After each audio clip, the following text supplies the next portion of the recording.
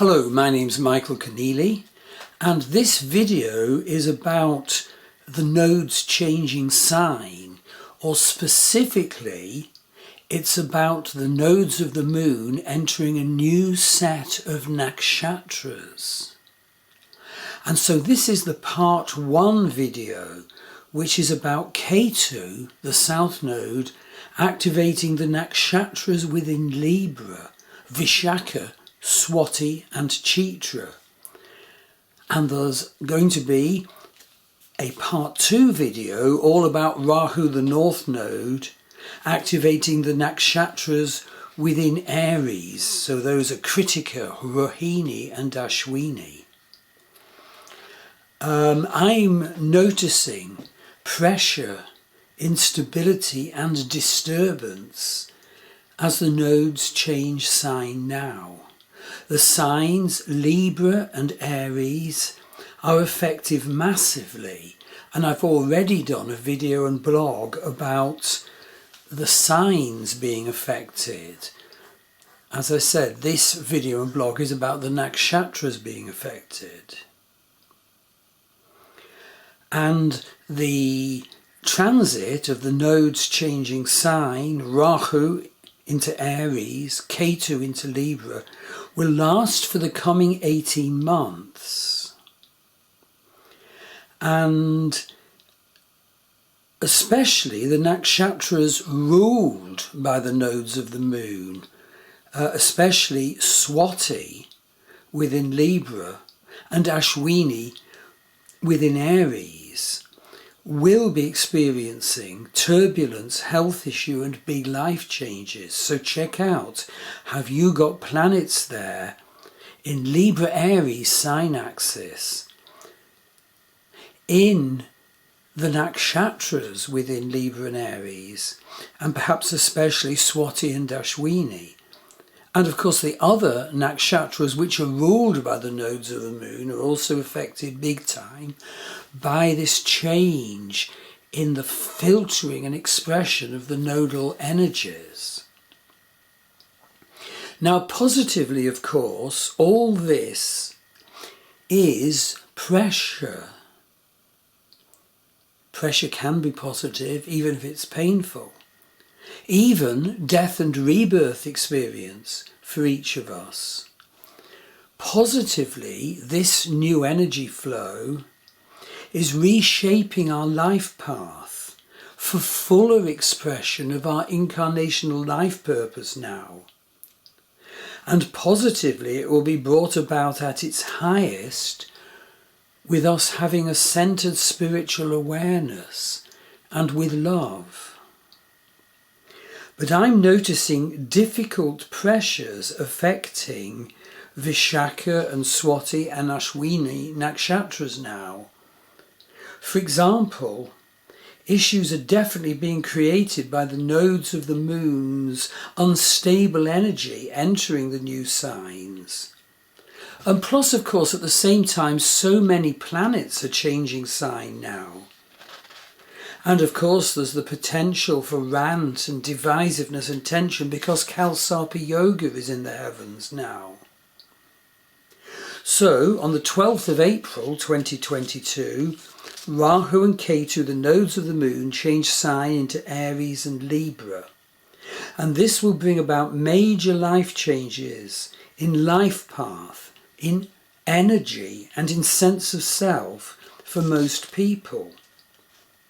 This sign change of the nodes of the moon kicks off an energy change which will also be affected by the energy nature of 6 newly affected nakshatras, 3 in Aries, 3 in Libra. And this will alter the way we feel, especially if we have planets in those nakshatras. Plus, it progressively, as the nodes of the moon progress through the 3 nakshatras in Aries, the 3 nakshatras in Libra, it progressively affects the energy of each of the ruling planets of those nakshatras. Now the nakshatras are a supreme and accurate and very ancient statement of our emotionally based consciousness and our behavioural patterns stemming from that, and supremely yes of our relationship scripts. So find out how these will all be affected by the change of signs of the nodes of the moon. And by the way, note that this blog post and video is actually within a series of 5 blog posts and videos on the subject of the nodes change sign. So first of all, already filmed and published, is the introduction to how to understand the energies of the nodes changing sign. And then there's part 1, the nodes changing sign, Rahu transiting the sign of Aries, Ketu transiting the sign of Libra. And that's been filmed and published. And now here's part 2, the nodes activating the 6 nakshatras within the new signs. And look out for the upcoming part 3, which is the nodes activating the houses within your birth chart, which are the Vedic signs of Aries and Libra. A crucial thing to understand. And finally, part 4, which is when the nodes transit any of your natal planets that are within Aries and Libra, also supremely crucial to understand. Now, we've all been feeling it coming, and I hope that this blog post and video will help each of us understand what sort of changes will come into our life now, how to prepare for them, and crucially, how to produce the most wonderful possible manifestation of these new energy flows. So the chart for the moment of the nodes changing sign is obviously the 12th of April for the mean node, and that's in the blog. And the nodes transit Aries and Libra until the 31st of October 2023, when Rahu will enter Pisces and Ketu, the south node, will enter Virgo. So this first part of the nakshatras focused video, we're now looking at Rahu transiting the Aries nakshatras. I think I'll do them first.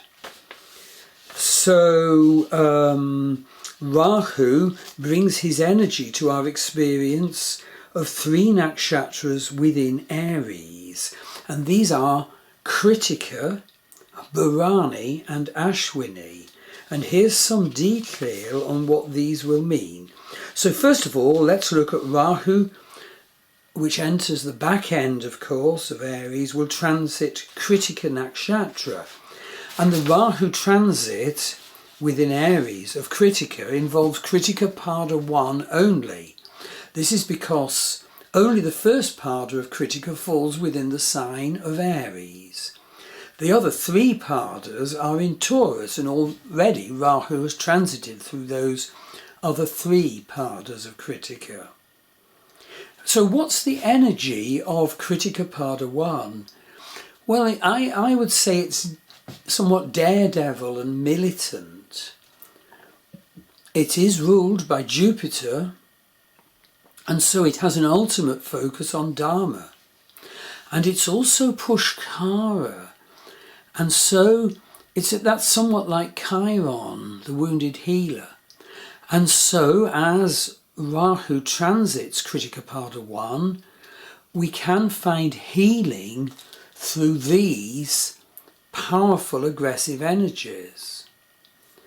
Note that Rahu transiting Krittika can overpower, but it can also uncover hidden issues and actually combat darker forces within our life and consciousness.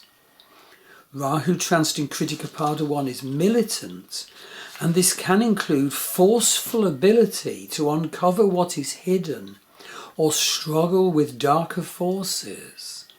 And at its best, it can have the power to burn or cut away negativity and therefore, if we're open to it, to nourish higher divine qualities. But then from the 14th of June 2022 until the 21st of February 2023, we have Rahu, the North Node, transiting Rohini Nakshatra, also of course within the sign of Aries. Now Rohini Nakshatra is ruled by Venus. Rohini's yoni or power animal is the bull elephant. Rohini's quality is fierce and female.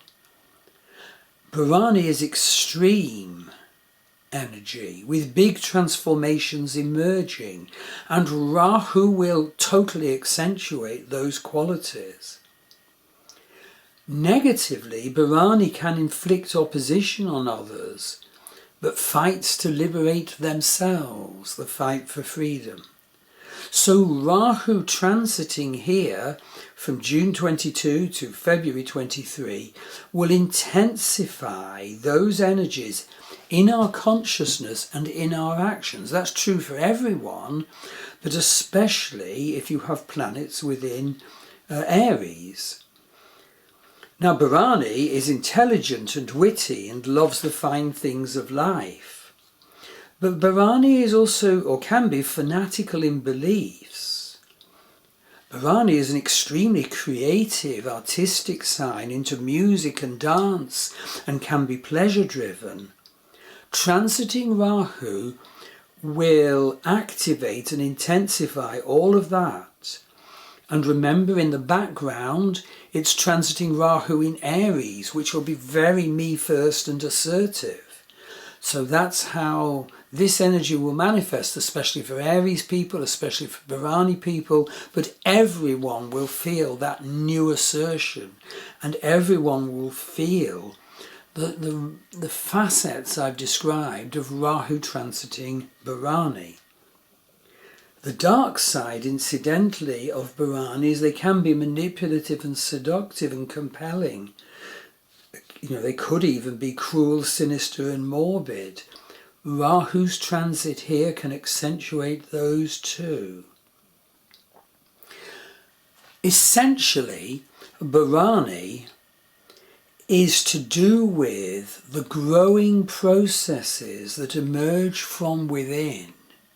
Attune to those, all of you. The symbol of Rohini is the vagina. So what this amounts to is that Rahu transiting Rohini will encourage excess, but optimally the excess need not be into negative things but into spiritual practice. Watch what's happening, manage it. Rohini people in a sense don't know when to stop, but at its highest their energy can get very idealistic and defined. And being ruled by Venus can indeed promote financial gains. That's within the energy.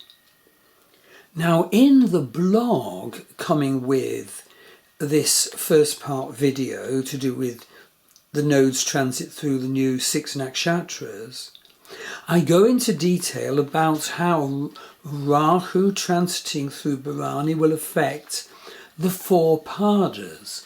I feel it would be confusing and overwhelming to recite that here, so read the blog post. But basically, Rahu enters the 4th pada, so obviously it's retrograding, the 4th pada of Rohini, which is the Cancer pada, the energy of Cancer. It enters Rohini pada 4 on the 14th of June 2022 and leaves pada 4 on the 16th of August 2022. It's super important to realise that this is actually an Ashtamamsha pada. What that means is there's a lack of alignment between the natal chart and the Navamsha chart of this area. Therefore, there's an inner conflict that pulls the person pulls the soul in two different directions, prejudicing our ability to achieve our soul purpose while this is going on. So do read the blog for more detail on Bharani Pada 4. Rahu then moves into Bharani Pada 3 on the 16th of August 2022 until the 18th of October 22. Now, just a detail here, it's very important that it's realised that this Navamsha has a Pushkara or healer-like energy. And so look out for the roiling, expansive, forceful energies of Rahu taking on an enhancement to heal wounds and difficulties, if you can perceive it, if you can manage it. Okay, next, Bharani Pada 2. Rahu enters on the 18th of October this year and leaves on the 20th of December 2022. And this is the Virgo Pada. And the Virgo Pada has a critical nature. Venus is debilitated here, so watch out for Venus being debilitated in your life. But Mercury is exalted. Especially watch out between October and December for relationship challenge because of this overcritical, indeed, mercurial energy. Lastly, Rahu enters Bharani Pada 1 from 13 to 16 Aries, the Leo Pada, from the 20th of December 2022 to the 31st of October, by which time Rahu will have gone through Ashwini and into Pisces. So, as I said, the first part of Bharani is Leo, so that's good for bringing out potential, the fire of ideas, the urge to give birth and to be the regal warrior. But negatively, well, people with planets here can be extremely self-centered and can offend others. And Rahu would, of course, accentuate all that if one had planets in Bharani Pada 1, which were activated by Rahu. So, we now deal with Ashwini Nakshatras, the first nakshatra, the healer's nakshatra. Rahu enters Ashwini from the 21st of February 23 until the 31st of October 23, when then Rahu moves on through the Gandanta into Revati Nakshatra at the very end of Pisces. Now, when Rahu will be transiting Ashwini Nakshatra from February 23 to October 23, okay, the energy of Ashwini is new birth, of springing up out of the void and healing. And note that Ashwini's healing energy is that of the ambulance man rushing to the site and bringing in emergency healing. It's not the therapy approach of seeing your therapist once a week for 3 years and talking through it. Very different. It's so important, by the way, to notice that Ashwini is ruled by Ketu, the south node. So here we have Rahu, the north node, the thrust of the future, transiting through Ketu ruled Ashwini, full of the energies from our past life.